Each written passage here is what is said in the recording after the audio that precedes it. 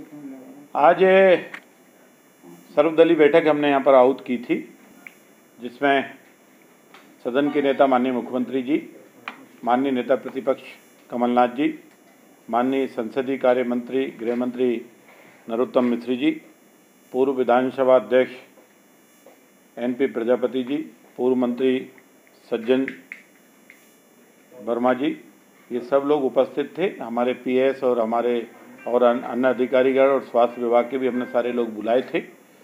जो आज संपूर्ण विश्व के अंदर, हिंदुस्तान के अंदर और मध्य प्रदेश और भोपाल के अंदर कोरोना जैसी संक्रमण रोग का एक भयानक दृश्य पूरे देश में उत्पन्न हो गया है। इसके कारण भय का वायुमंडल बन गया है और लगातार हमारे आधा दर्जन के आसपास हमारे विधायक भी इससे संक्रमित हो चुके हैं। और हम देखते हैं हाल ही में जो घटनाएं कोरोना से घटित हुई हैं, हमारे पुलिस के जाबाज 2 थाना प्रभारियों को जो है शहीद हो गए, इस सेवा करते करते कई डॉक्टर हो गए।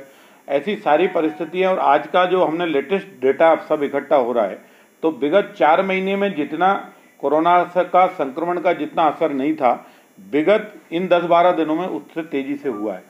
और एक और, चाहे केंद्र सरकार हो, माननीय गृह मंत्रालय हो, चाहे मध्य प्रदेश सरकार हो, हमने सोशल गाइडलाइन एक जारी की है और उसमें ये भी कहा है कि चाहे ताजिए हों, चाहे गणेश उत्सव हों, चाहे शादी का हो या कोई मौत हो, इन सब में आदमियों को फिक्स कर दिया कि 10 आदमी, 5 आदमी, 4 आदमी, 6 होंगे। तो ये स्वाभाविक रूप से बात सबके सामने आई और इसमें नेता प्रतिपक्ष जी ने भी कहा कि हमें ऐसा आचरण करना चाहिए जो आचरण समाज में लागू हो सके। अगर हम यहाँ 219 सदस्यगण, हमारे 300-400 कर्मचारी, अधिकारीगण और तमाम पूरा जब इकट्ठा होगा और हमारी हाल की जो सिचुएशन है वो थोड़ी सी और भयानक है, क्योंकि हाल में जब हम मुख्य द्वार है उससे जब प्रवेश करते हैं तो हमारे पास केवल एक ही गेट है।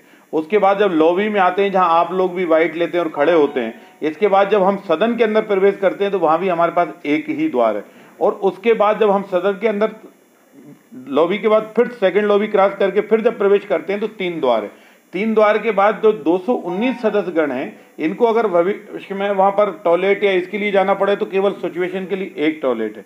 सेंटर एसी हमारा पूरा हाल है और अध्यक्ष दीर्घा है, पत्रकार दीर्घा है, अधिकारियों की है, अन्य जो कर्मचारी हैं हमारे वो सब, तो सबको लेकर जब 1000-1200 का मजमा यहाँ इकट्ठा होगा तो फिर हम दूसरों से कैसे कह सकते हैं कि ताजिए में 5 लोग इकट्ठे होंगे। फिर हम धार्मिक आस्था में कैसे कह सकते हैं कि पंडाल नहीं लगेंगे। फिर हम किसको कैसे रोक सकते हैं कि शादी में केवल 5-10 लोग ही होंगे, मैयत में केवल 5 से 7 लोग भी होंगे। इसलिए, और ये रोग है, ये चिन्हित ही नहीं हो पा रहा कि है किसमें। कई लोगों में सिम्टम्स नहीं आते पर वो रोगी है और दूसरे में छोड़ देता है, वो उसको झेल जाता है पर दूसरे में उसको वो हो जाता है। तो इस सारी परिस्थिति को ध्यान में रखते हुए हमारे जो सदन सर्वानुमति से जो सदस्य आए थे, महानुभावों ने, सबने उन्हें स्वाभाविक निर्णय लिया। तो इस सारी स्थिति से महामहिम राज्यपाल जी को अवगत कराया।